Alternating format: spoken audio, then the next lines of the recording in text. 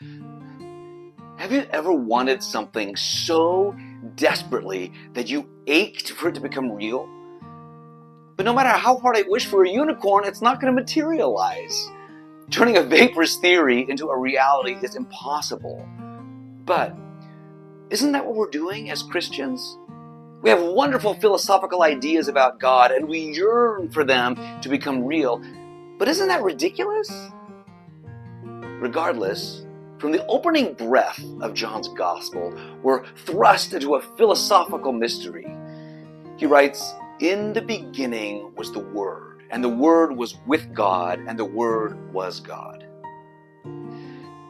You might not like what I'm going to say, but this concept wasn't invented by Christians. It comes from Stoic philosophy, saying the logos, the Greek word for word, is the ultimate rational principle or cosmic order governing the universe.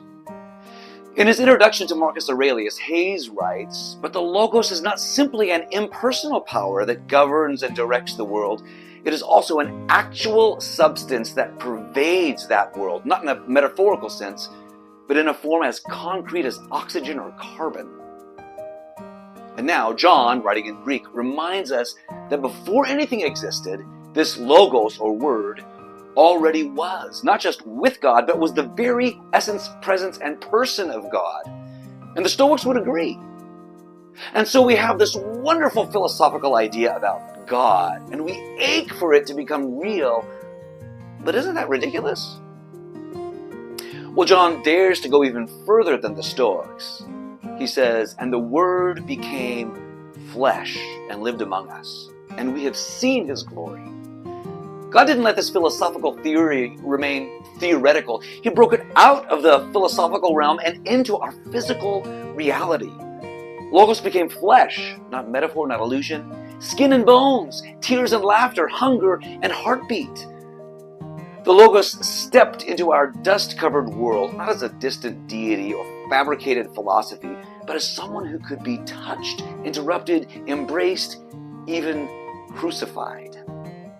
God transforms philosophized glory in word to experienced glory in flesh, from theory to reality. That's why John says of the Logos, "We have seen His glory." Have you?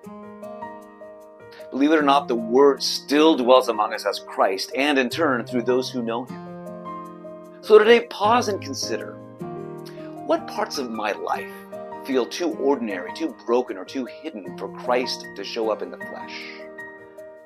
You can't stop the Logos. Christ does draw near to you. So dare to keep your eyes open today, and you might see His glory. Can you do that?